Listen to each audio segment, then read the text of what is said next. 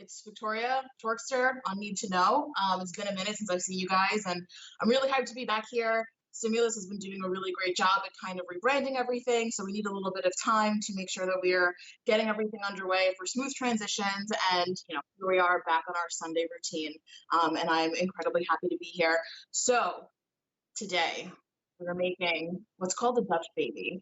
I don't know if any of you guys have ever heard of the Dutch baby before, but it's a really interesting kind of German pancake that is instead of being cooked on a stovetop, is cooked in the oven. So I have all of my ingredients laid out over here. I can do this relatively smoothly. So not a lot of ingredients going on. I am going to be dressing this up quite a bit. So we got an array of stuff over here. But the Dutch baby itself, you only need 3 eggs, half a cup of milk, half a cup of all-purpose flour, a little bit of sugar. In my case, I'm going to substitute out and use some honey instead, 4 tablespoons of butter, and then any type of mixing that you may want into your Dutch baby. With that, I'm going to be serving it with a honey yogurt, some blueberry thyme jam that I have to make now, and then I'm going to be dressing it up a little bit with some crushed banana chips, and I don't know, maybe we'll kind of throw in some stuff along the way. So before I get started with anything else, the first thing I'm going to want to do is get my blueberry jam on the stovetop and start cooking. I'm kind of doing like a quick version of this, so you can kind of follow along. It's going to be a little bit looser than a typical jam, but I'm going to just toss in all of my blueberries into here. And I'm going to pop this on the stovetop and then talk about it again a little bit later. So I have about 3 cups of blueberries. I have about, I would say, a scant 1 cup of sugar. You can add more or less if you want, but I'll explain in a little bit why I added sugar, as much sugar as I did to this. But I'm going to pop this on the heat now.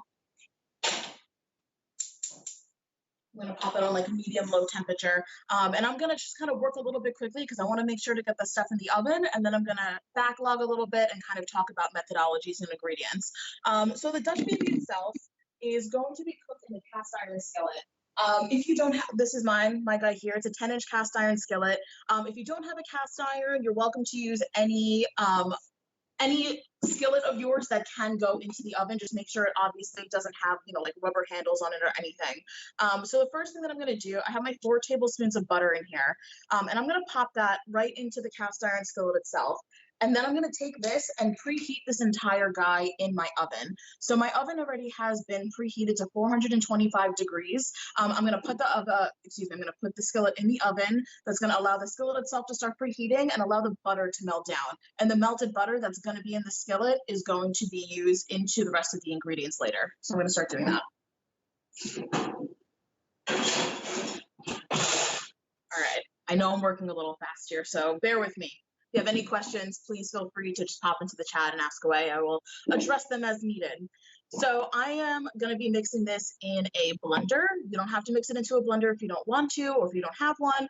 Easily mixed by hand. I just like this because it gets a very nice smooth batter. So in this, I'm going to be adding my 3 eggs. All of my ingredients are at room temperature right now, and I can't express how important that is. Room temperature ingredients are just going to make for your product to be cooked a lot more evenly. You don't want to be putting a cold batter into a relatively hot, not relatively hot, it's 425 degrees, but I don't want to be putting a cold batter into a very hot pan. I want the ingredients to be as close in temperature as possible. So I have 3 eggs, got half a cup of milk, I got half a cup of all-purpose flour. I'm going to be adding a little bit of vanilla extract into mine. You can use almond extract, you can use citrus extract or citrus juice if you wanted to flavor it with a little bit of like lemon or orange. You can use zest. Very versatile recipe. To that as well, I'm going to be adding some cinnamon. Again, personal preference of mine. It was maybe like a 1/4 teaspoon.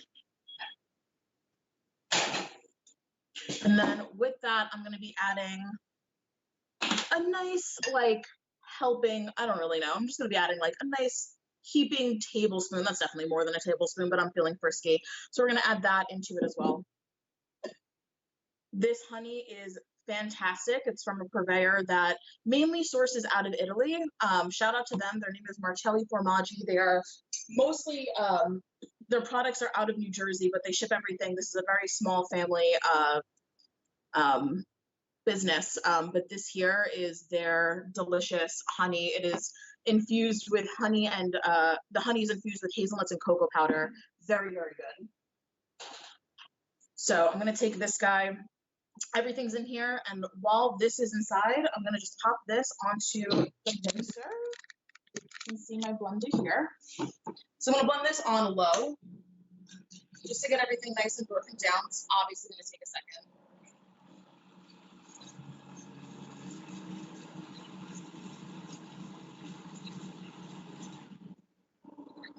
I'm going to keep this on a low speed. And with that, I'm going to go check inside of my oven to see how my butter's doing. I want it fully melted down on the inside, which it totally is.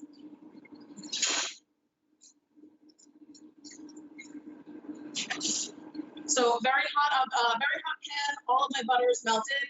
Very carefully, I'm going to take this and I'm going to pour this inside of my Vitamix as it's mixing.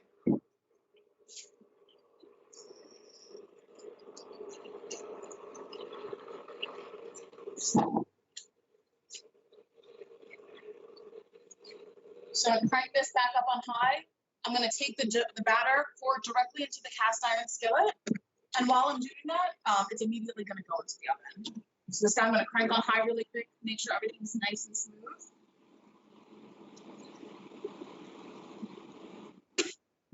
And everything's good to go. So I can't express this enough. When you are taking pans in and out of the oven, obviously this thing just came out of a 425-degree oven. Be sure to be using hand towels or oven mitts to make sure that you are not burning yourself. So I got my batter, pouring it right in.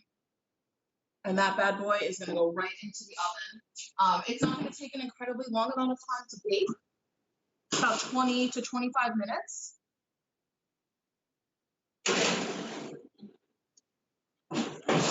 But when that bad boy comes out, it's going to be very beautiful. I will say that.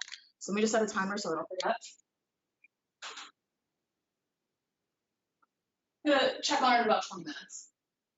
So up next, I have my blueberry jam, which is on the heat right now. I guess I'll make myself mobile since I can. So blueberry jam is gonna take a little bit of time, but what I'm doing here is I'm just mixing it around so the juices start to flow out of the blueberries, the sugar is starting to melt down. And this process, it's, again, you don't have to go and be incredibly labor intensive to make, you know, a jam that is incredibly thick. I'm honestly looking for a warm macerated blueberry marmalata, if anything. I'm looking for some whole pieces of blueberries. I'm looking for some broken down pieces. And what's going to happen is something called pectin is going to start being released from the blueberries itself. Pectin is a type of fiber that comes from the cell walls of plants. Typically well, it comes in any plant, but every plant has a different amount of pectin that is inside of it. For example, usually pectin comes from apples or citrus fruits, and they're incredibly high in pectin. Pectin comes in like powdered forms. You can make pectin yourself from extracting it from apples or citrus peels.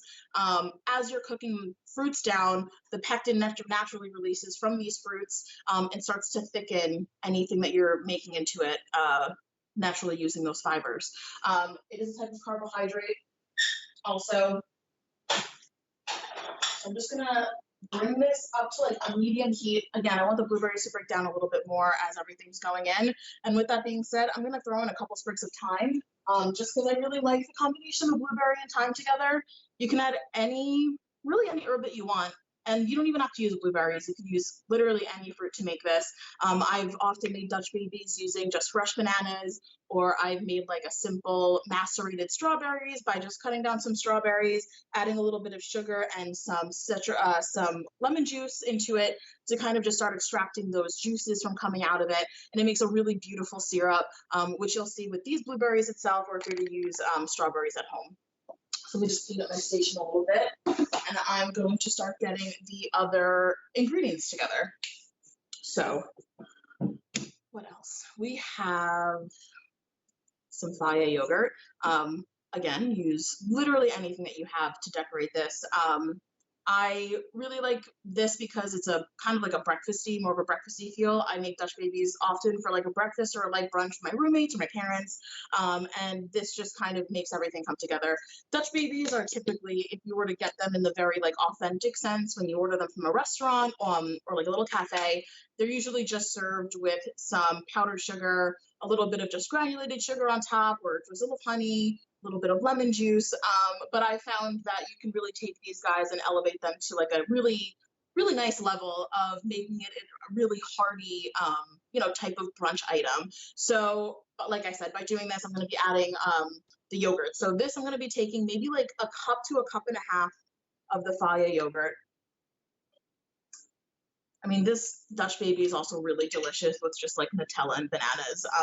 It's just on its own like a really cool vehicle to use up a lot of ingredients in your kitchen that you don't really know what to do with. You can totally make this savory, add like a nice aioli or a pesto with some, even just like cold cut turkey and a little bit of arugula would be super delicious. But I've always kind of gone the sweet route. I've actually never even made a savory one, but it's pretty much just like a crepe that's cooked in a cast iron, question mark. It's pretty much all the same ingredients. It's obviously a lot thicker. Well, I shouldn't say obviously, but you'll see. It's quite a bit thicker than a crepe is. But like I said, crepes are obviously just a random vehicle to deliver deliciousness into your mouth. A Dutch baby can be the exact same thing. So not rocket science here, but I just got a little bit of Faya yogurt in a bowl. You know what I'm going to do? A little bit more than that. Anything extra, I will just eat later. And I'm going to be sweetening this with honey. I don't know. I'm going to just kind of make it as I go. So I have another honey here, same brand as this other guy. I really, really love this brand, Marcelli Formaggi. Again, small Italian family-owned company. They're out of New Jersey. They actually have a website where you can buy any of their retailable goods. And right now they're doing 20% off everything. They have, total shout out to them. Amazing gluten-free pastas, honeys, olive oil, charcuterie items. Check them out. They're really awesome. So I'm going to take their other type of honey that I really like. It is their sunflower blossom honey. Really delicious, really thick and viscous, which I love. And just grab a spoon. I'm going to use the same guy. So again, to your liking. I don't want this incredibly sweet because the blueberry jam itself is going to be quite sweet. And, you can always add sweetness later. I'm going to probably put a little bit of confectioner sugar on top of this. So I don't want this to be a sugar bomb. But I'm going to just mix this up, have it ready to go so that when everything is done, it's just good. Taste your product. A little lemon juice because I have it. Why not? And a little smidgen of salt. Salt. We can talk about salt for a second. So salt should be, in my opinion, added to like every type of food. It is an accentuator of flavor. It's not meant to have things taste salty. It's meant to accent any flavor that you're working with. So people are under the misconception that you don't add salt to food sometimes because it's going to make the food salty. Again, it's just there to enhance the flavor. Same thing with lemon juice. You add lemon juice, a little bit of lemon juice to, I have some cut here so I can add it to my jam when it's done. The citrus inside of the lemon juice isn't there to make things taste sour or lemony. It's there to just elevate the flavors that you're already working with. So I can't express it enough. Taste your food, season your food, use salt, and your palate will just kind of change in how you taste things. That's, I guess, the end of my salt rant. Well, no, I'm going to go on another salt rant really quick because, everything's kind of just cooking right now and I don't really have any hands-on stuff to be working with. But my honey yogurt, really simple, is done. I'm just going to put that to the side and leave it until everything else is ready. But more on salt really quick. I love finishing salts and I'm really excited because one of my favorite stores in Manhattan just opened back up. Will you be my mom? Sure, I'll be your mom. A little bit weird, but hey, it's a weird time. But so one of my favorite stores just opened back up. It's called Kalusian. It's on Lexington on like 33rd or 39th, something like that. But this store literally has everything. And I went a little crazy. No, not a little crazy. I could have gone crazier, but I went crazy and I bought a bunch of stuff there. And one of the things that I bought was a type of finishing salt that I'm really excited to start using on chocolate baked goods, baked goods that I have, but it's really beautiful. It is this like amazing colored, like magenta-y eggplant mauve color, but it is a hibiscus scented sea salt that I'm really excited to start using on chocolate bonbons that I'm making. But with that being said, I love different types of salt. We have gray salt in my apartment. We have this really fantastic flaky Maldon salt. And again, it's just like all these little things to elevate your food. I mean, Maldon salt, it's saltier to the taste than like regular kosher table salt is. But it provides this like amazing crunch. One of my favorite things back when I was working was to try and find the most perfect Maldon salt. You can't really see it, but yeah, it fell off my finger, but it's just like a beautiful, delicious salt. So let's see, do we have any questions so far? Little Dutch babies. Yeah, cooking is all about chemistry, which is awesome. So the more you read, the more you experiment in the kitchen, like you're just gonna keep killing it. So my blueberry jam, I'm gonna toggle back to over here really quick. Let's see this baby. So all of the sugars are starting to break down. So blueberries itself are incredibly low in pectin. Blueberries, strawberries, almost all stone fruits like cherries and apricots, very low in their natural pectin. And that's because they have like a very, if you think about it, if you're comparing like an apple to a blueberry, blueberries are a much softer fibered fruit versus an apple, which could, if you throw it hard enough, it could knock you out. So any fruits that are more soft and, or vegetables for that matter, that are soft in texture tend to be very low in pectin. So because of that, this jam is not going to thicken naturally on its own. So the reason that we added the amount of sugar that we added is because we want that sugar to start breaking down and cooking to caramelize, and that caramelized sugar is going to turn into a syrup with the juice that came out from the blueberries, and that is going to start naturally thickening our jam. Other ways that you can make jam is by, adding, you can buy pectin. You can buy pectin in the store. Well, maybe not any store. They have it at stores like Lucian's where they have more specialty products, but you can buy pectin and use that to thicken your jams if you were to be making them at home. But like I said, you could also add more fibrous fruits like apples, which are pretty neutral tasting in regards to cooking down berries and stuff like that.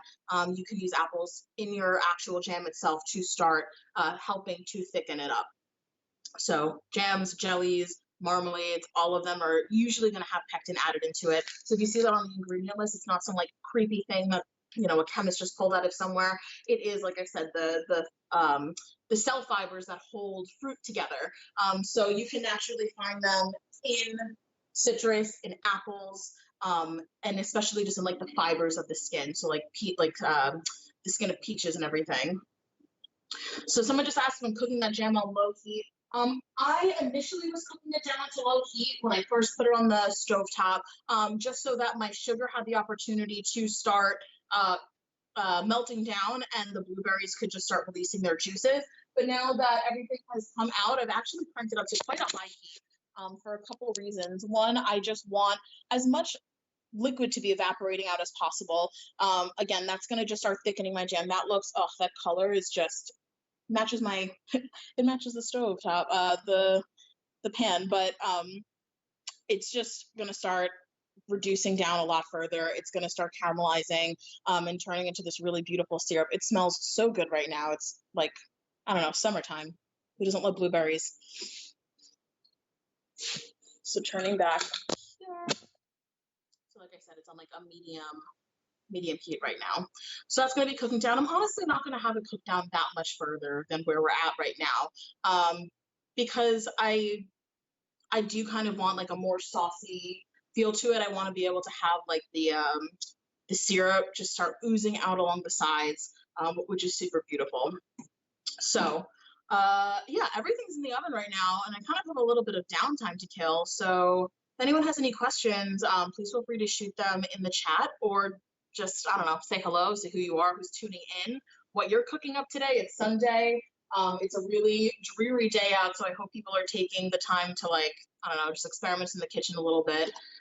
Sundays in my household are usually meant for getting rid of any excess stuff that has been just like lingering in the fridge from when we went grocery shopping. So there's going to be a lot of miscellaneous cooking to kind of use up all the ingredients that are just laying around in my kitchen right now. Maybe a frittata. So like I love frittatas. And in my opinion, Sundays are meant for frittatas. So, you know, you make a frittata, you make a Dutch baby alongside it. It's just like the perfect easy brunch.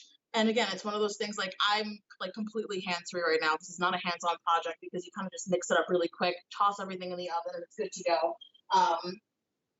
So it's really great to feed a lot of people. You can easily feed, you know, 6 people with this Dutch baby to get like a really hefty slice of it. Where did I get that iron pan from? So this is a cast iron skillet made by Lodge, and it was a fantastic gift from my aunt and uncle.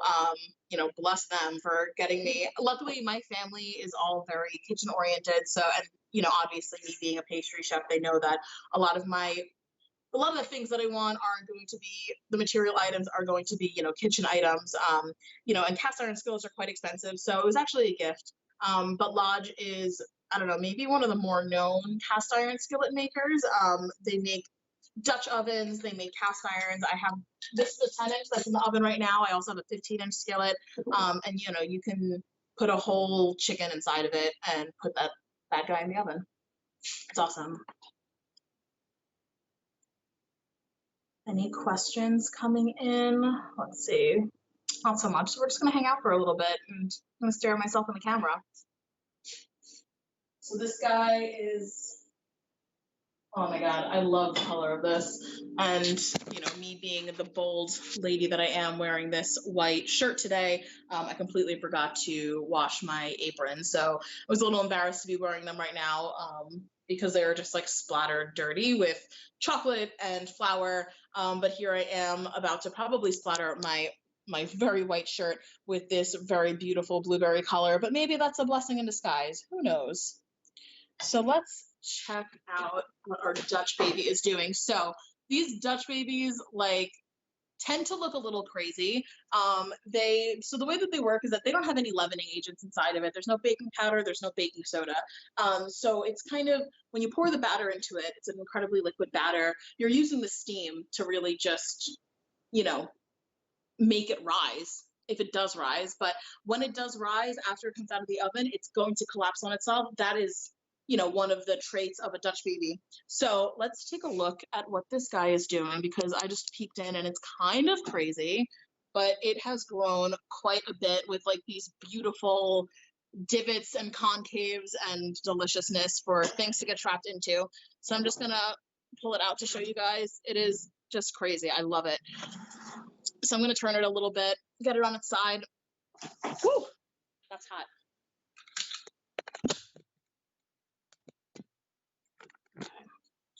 I have another question.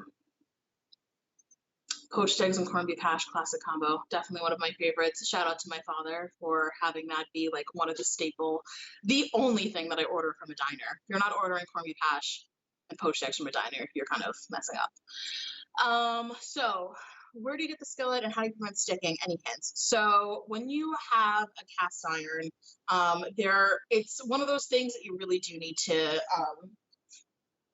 continuously be taken care of. It's not one of those, like, it's definitely not a nonstick pan on its own. And even when fully taken care of, it can kind of be a little tricky to be nonstick. So if you have one, you probably have heard the term seasoning your pan.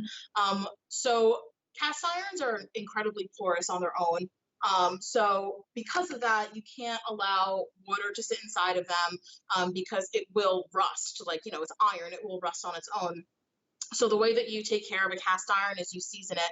And what that means is that you're going to be taking literally the entire pan handle, bottom, inside and all. And you're going to be rubbing it down with a fat. And that fat you want to absorb into the actual cast iron itself, cook it into the pan so that it allows it to be nonstick. So I take my cast iron, I kind of do it on an as-need basis. I'm not too strict with it, but when I see that it doesn't have that like shiny finish that I want on the outside of it, I'll reseason it. And all I do is I take vegetable oil, you can take canola oil, you're feeling frisky, you can take like lard or vegetable shortening. And with a paper towel, you're gonna do like a really nice, I don't know, you're literally just moisturizing the cast iron pan. You could use olive oil. I wouldn't suggest it because olive oil has a very low, well, not very low, but it has a lower smoke point than a lot of other oils. So things like avocado oil, coconut oil would be really good. Like I said, vegetable oil and canola oil is also a really good option, or grapeseed oil. And using the paper towel, you're just going to really just moisturize it into the cast iron itself, not so that you see remnant oil pooling in at the bottom, but you'll see that the mattified finish will turn shiny. And then at that point, you're going to pop the oven upside down in an oven at about 400 degrees, and you're going to bake it for an hour. And what that's going to do is bake and cook those oils into the porous nature of the cast iron skillet. And once you're done baking it for about an hour, you're just going to take the heat off, turn off your oven, and allow it to cool fully in the oven. One that's just going to prevent you from completely burning your hands and taking up space with really hot iron skillets that could murder somebody. But it's just going to allow it to gradually come down in temperature. The fat molecules are going to start solidifying inside the porousness of the iron skillet, and then at that point you're going to be left with a really beautifully seasoned cast iron pan. So I know cast irons are a little bit intimidating for some people. This is my first one that I've ever had, but I had one at my parents' house back when I lived there, and it's going to take a little bit of time to get used to learn how to cook with it. But it's one of those things that I will have this pan until I'm like 80 years old if I take care of it correctly. So, you know, they have a lot of grit to them. And I think they're a really fantastic staple for anyone to have in their house. So I highly suggest using them.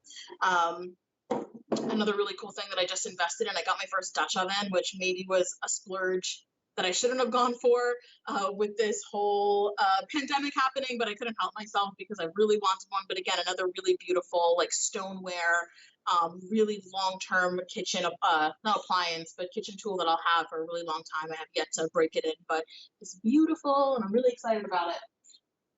So my jam's looking good. I can tell that it's starting to thicken. One way that you can tell is if you're like picking up your slotted spoon, this is not a slotted spoon, this is a rubber spatula. We're fine. I can see just how the juices are running off the side of it. And I'm actually going to take this off the heat at this point because like I said, I want it to be quite liquidy. I want really wholesome pieces of blueberries. So I guess I shouldn't have really called this a jam per se, but it's just delicious blueberry yum. So, you know, we're just going to call that. Okay, so my Dutch baby looks awesome. I am going to take it off of the heat at 425, and I'm going to pop the temperature down to 300. And what that's going to do, let me just do that now. I'm going to pop it down to 300, and I'm going to keep it on for another about 5 minutes. And this is just going to allow any residual moisture to kind of escape out without adding too much browning, because it is at the perfect, beautiful brown color that I want. So I'm going to kill the heat, like I said, drop it down to 300. And I'm going to allow it to dry out a little bit more. In the meantime, my blueberry jam is done. So it was pretty quick. And like I said, again, I should really just stop calling it a jam. It's not a jam. It's just cooked down blueberries, a little bit of sugar. Sugar, you can use honey, you can use maple syrup, literally whatever you want. But I'm actually going to take this. I have a metal pan in my freezer right now that is super cold. I'm going to put the jam inside of that so it cools down nice and quick because I want to be able to season it before I am fully dressing up my Dutch baby. Because again, seasoned food, we need that in our lives. So, oh, it is just a steam bath in here, which was obviously as expected. So I have my pan, I'm just cooling down my blueberry jam. And, you know, this is maybe me being a little bit ambitious. You can easily just use any jams that you have in your pantry. You can buy it yourself, but with the season, with, you know, stone fruit season coming up or with berry season coming up, God bless the summertime, it's gonna, you know, help us all a little bit with our sanity levels. You know, I think the best way to preserve the flavors of summer is to be making jams with it, and they last a really long time in your fridge or, you know, on, even at the countertop at that point, but you're going to be eating it. So hopefully they don't last too long.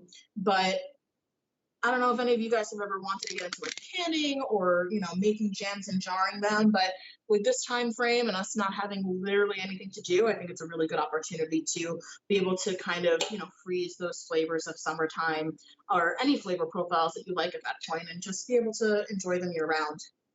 So I'm gonna take my jam, I'm gonna pop it, still incredibly hot. I'm gonna pop it in the freezer actually, because I feel like cheating and want this to cool down kind of quick. And then once it's cooled down enough, you never wanna season food when it's hot because it tastes different. Sugars taste different, salts are gonna taste different. So if you're seasoning food hot, by the time it cools, you might need to season it again. You might have over seasoned it. So you always want to be seasoning food, given if it's not like, a hot stew, that's something that's meant to be served hot. I'm talking about things that are served cold.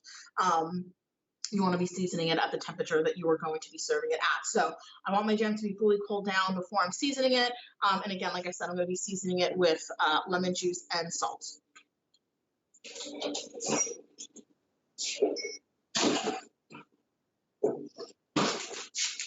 And I definitely don't want to forget about that, or else I will have just frozen blueberries in my freezer. That'd be ironic. So another really cool thing to have in your kitchen staples is something called citric acid. Citric acid is exactly how it sounds. It's like the acidity that has been pulled from citrus. There's other things called like malic acid or ascorbic acid. They're made from different things, some from apples, some from pineapples. It's pulling out the acidity from those things.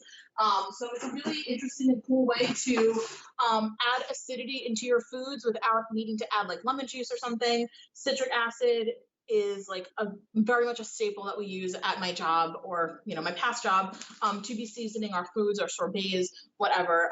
So I highly suggest having some citric acid inside of your as your staple. It's also really good if you're ever into making like your own sour candies or like fruit leather or something like that, candied citrus peel. You mix a little bit of citric acid into your sugar, it's going to be you're going to make like an elevated Sour Patch Kid. It's like one of our favorite little snack items that we have at my old job. We had cantaloupe that we would re-soak and rehydrate and then dehydrate again. Got to this really beautiful gummy texture, and then we would roll it in citric acid sugar, and that was just like the creme de la creme of little snacks that we had, and people would always fight for them. All right, so my Dutch baby is like pretty much done. It's like this happened a lot faster than I thought. I was a little stressed out that I wasn't going to be able to fill up this hour time frame, and now I'm like, how am I going to fill this hour time frame? This thing happened so quick. So I'm going to take the Dutch baby out of the oven. Again, use a hand towel. I can't express that enough. People get really ambitious and they just want to like snag something out of the oven. Be careful, especially with as high the heat as we're going, and also never use a hand towel or an oven mitt that is wet. If it is wet, the water is just going to transfer the heat's going to burn your hand, and then you're going to be left with a mess of a situation. So take your time, grab a hand towel, use two hand towels for all we care. Cast irons are heavy, people. So I'm going to go ahead and grab that and show you this beautiful, crazy scenario for a Dutch baby. I love these things. Like, look how freaking crazy that looks. It has like all of these divots and layers, and that literally took what, 30 minutes from start to finish for me to make this guy, between mixing it, kneading it, and popping it in the oven, and it's done already.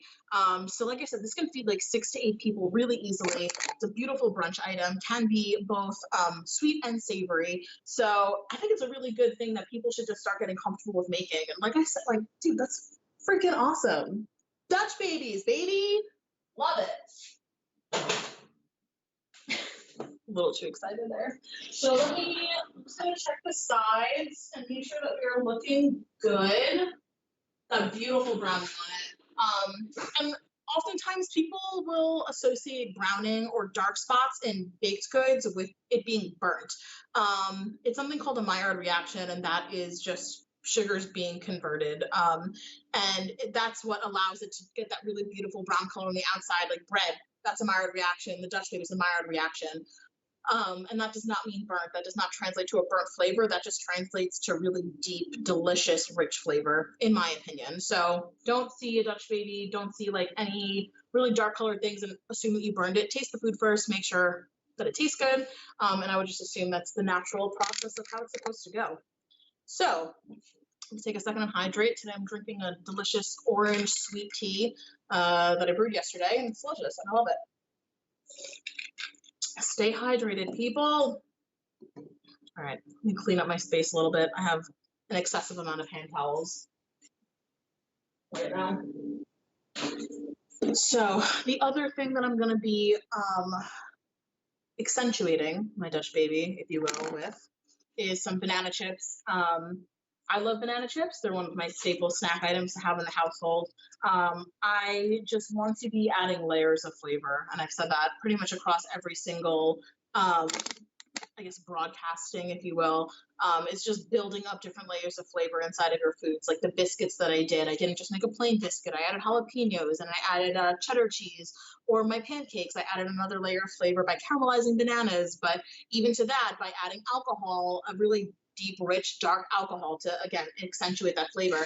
So for this, the way that I'm layering flavors, inside of my Dutch baby itself, you could leave it plain and just have it be like eggs, milk, butter, and the flour, but I'm adding, the flavored honey to make sure that there's just like a little bit of elevation. I'm adding cinnamon inside of my blueberry jam. I added the thyme to give it just a little bit more of a round, earthy note. So when decorating my actual Dutch baby itself, I like using banana chips because they just provide like another level of sweetness without being overly sweet. Like the sweetness just comes from naturally being that like delicious ripened banana-y flavor, but the crunch factor is what I'm looking for. This Dutch baby itself has a lot of like not flat notes, but a lot of the same textures, and I really just want to add a nice crunch to it. So if you don't have like banana chips or something, you could use nuts. Another thing that I've done in the past is I literally just take any cereal that I have. Like right now I've got like vanilla, almond, honey bunches of oats. That sprinkled along the top of it would be absolutely delicious as well. So just get creative. Just open your cabinets, see what you got going on. Like I said, Dutch babies are impeccable for just like getting rid of miscellaneous things that are just sitting around in your fridge. So old fruits that are kind of like turning a little bit, cook them down, get them delicious. If it's not fully turned yet and rotting, that's where it's going to be at its peak sugar levels and its peak sweetness, especially with like stone fruits or berries or something like that, bananas. So just get a little creative, see where it's at. With that being said, I'm going to go check on my blueberries really quick, and we're going to see what that looks like.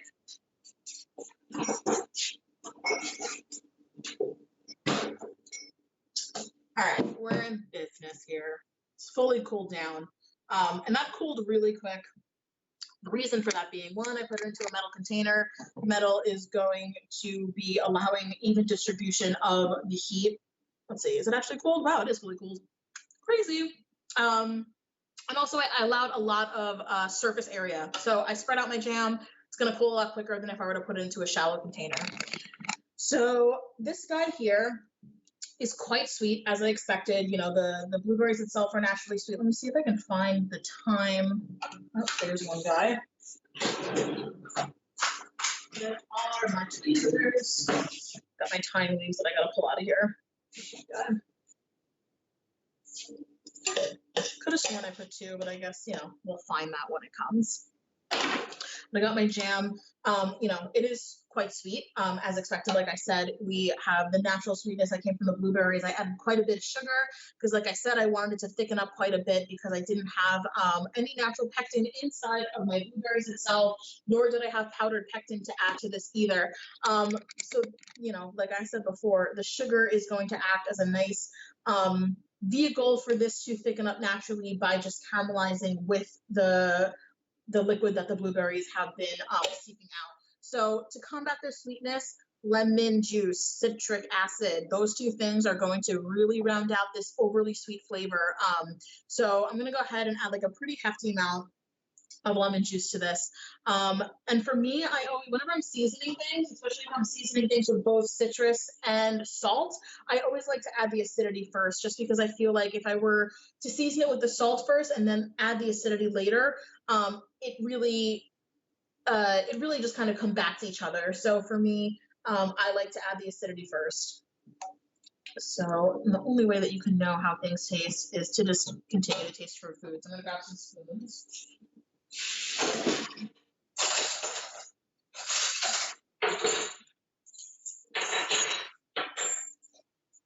Just grab like 12 spoons.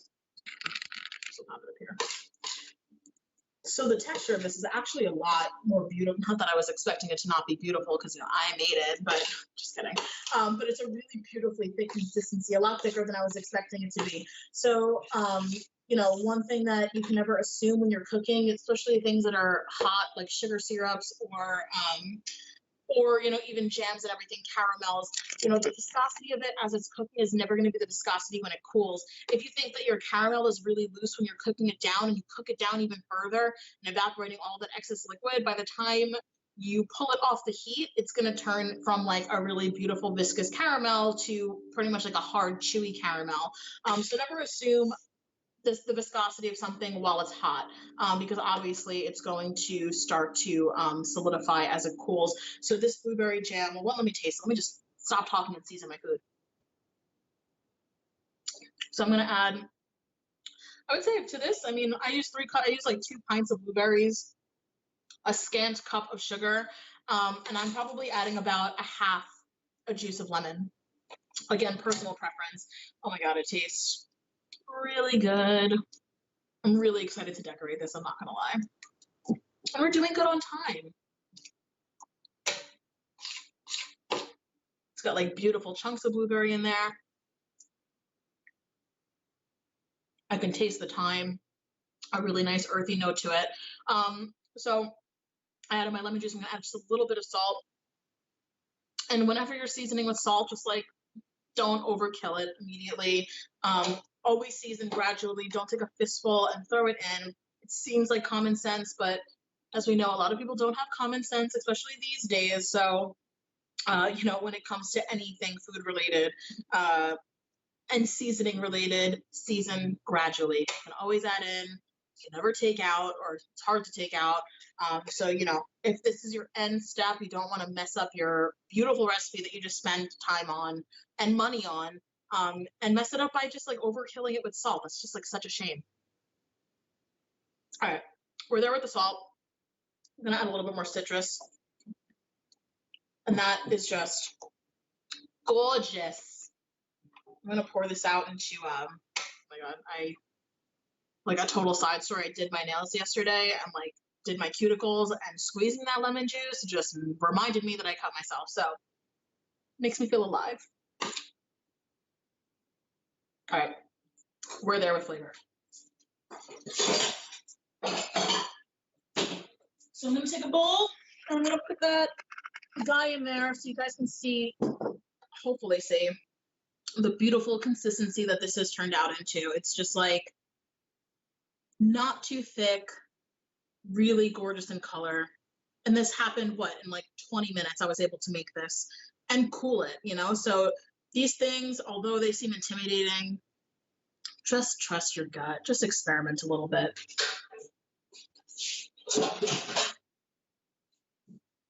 Maybe I shouldn't jinx myself either, but I managed to not get any of that on my shirt. And that's like, if anyone knows me and they know how spazzy I can be, that's like a major win, major win. So I'm gonna start getting myself together to decorate this bad boy. So I got my jam, I got my yogurt, and now I'm just gonna take my banana chips that I have in a bag and just crush the living hell out of them. Just using the back. Oh, hopefully not get them all over the table.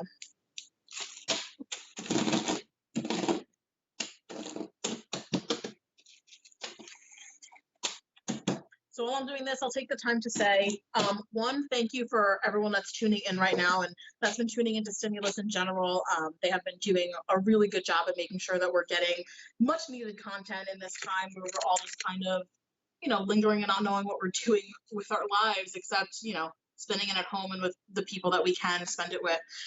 So Stimulus has, on this platform, made it a point to partner up with the United Nations and get a little bit of a fund going. So there is a link attached to somewhere on your Twitch feed. There's also a link to tip the streamers if you want to do so. You know, all of us here, and by no means is it a burden on us, but we're all donating our time, and any little bit of compensation is really appreciated. So make sure to be donating to the Stimulus COVID-19 fund, as well as the streamers, because, you know, like I said, we are all, you know, we're all in this together, and we love making the content for you guys. So happy to do it. Absolutely happy to do it. So I got my banana chips. They are broken down, and we're going to start assembling so I can eat a slice, because that's what I want to do. So let me just quickly get my life together.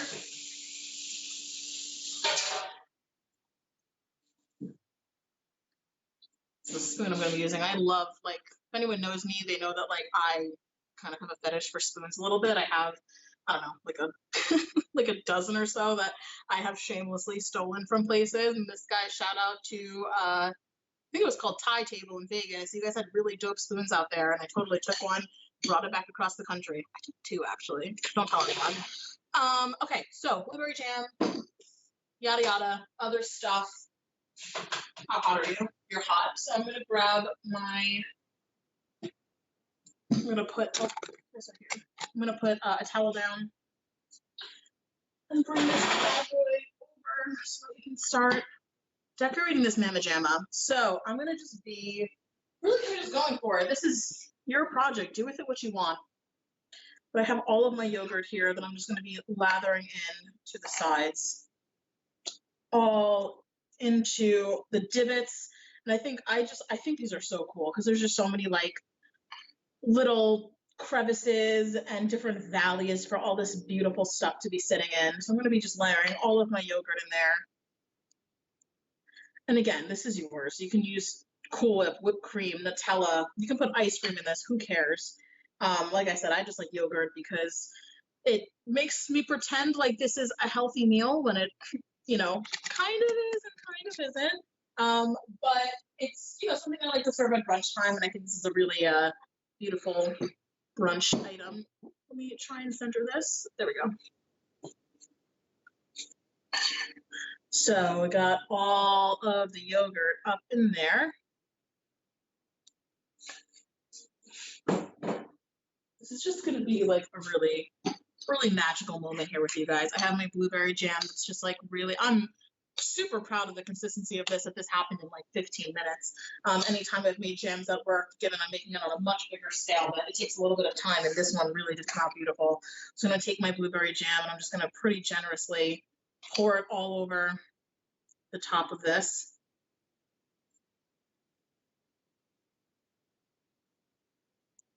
And just kind of, I don't know, swirl it into the yogurt a little bit. The color of this is just like everything right now. I love like the color of summertime. It's blueberry, stone fruit season is just my favorite season for fruits. I love pluots, apricots, peaches, strawberries, obviously, and blueberries, obviously. I mean, the color of this is just like insane. I love it. I love it so much. Let me try and center this a little bit more. Wait. We're doing a good job at toggling this. Whoop, whoop. I mean, my God, it's so pretty. So then we got, I think that's enough blueberry. If I put any more, this poor guy is just gonna like keel over on himself. I got my banana chips to add for that little bit of crunch.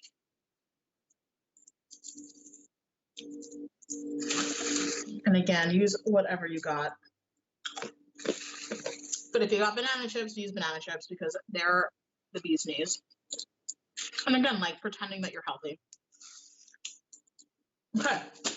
And then my last little decorative tip that I'm going to do with this bad boy, I have this cute little wand right here filled with 10x or confectioner sugar. I'm just going to go ahead and make it rain. Isn't that just like the happiest thing you've maybe seen all day? Maybe all week. I mean, my God. Like, make a mess with it. I just want it to be this beautiful scenario of sugar. Look at that. I'm just happy right now because I get to eat this. I'm sorry I don't get to share it with you guys, but we can share it through the screen. Just all of these beautiful crevices and divots of deliciousness fulfilled with honey yogurt, really delicious blueberry thyme jam, some banana chips, and this all happened in less than an hour. So it's like a wrap, all done, less than an hour. And it's amazing. You can create something start to finish in such a quick amount of time. It shows so much love. It's like such a nice thing to be able to gift to somebody if you're, making brunch for your family or something. So to get this recipe, follow me on Instagram. I am at Twerkster. Also follow Stimulus on Instagram to be sure to be up to date with everything that they are doing in regards to streaming. But every time I do one of these segments, I post my recipes on my story. I'm also happy to answer any questions that you guys may have of methodologies of how I made this or how I make, or if you have anything that you have a question on, feel free to reach out to me. I love to educate, teach people. One of the main things that I miss about not being in a kitchen right now. But I'm going to be posting this specific recipe on my story, as well as on my feed under a Need to Know highlight reel on my Instagram. So be sure to check that out. And I'm going to cut into this, give it a taste. Just give me a moment.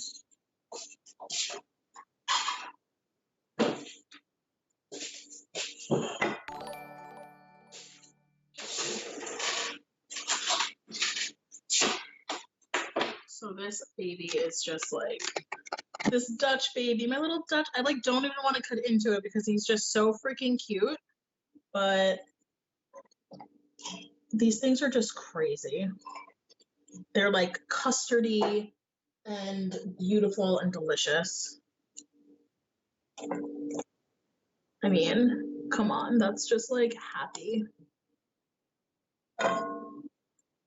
Beautiful happiness on the plate. Versatility is endless. Blackberries, blueberries, strawberries, fresh banana. I'm sorry to be torturing you guys. I wish I can share it with all of you. Unfortunately, I can't. Well, it's like, it's paper thin. It's like almost hard to see because there's so much stuff in the way. But the Dutch baby itself, this is so hard to show you. The Dutch baby itself is super thin, and there's like these beautiful air pockets throughout it. And it's almost got this like meringue crunch to it, but where it hasn't been fully baked through, it's like this almost custardy feel, almost like Yorkshire pudding, if you've ever had that. And it's just, oh my God, everything that I want. It's just fresh and clean tasting, not overtly sweet, which is like how I love my baked goods. Not too sweet, obviously.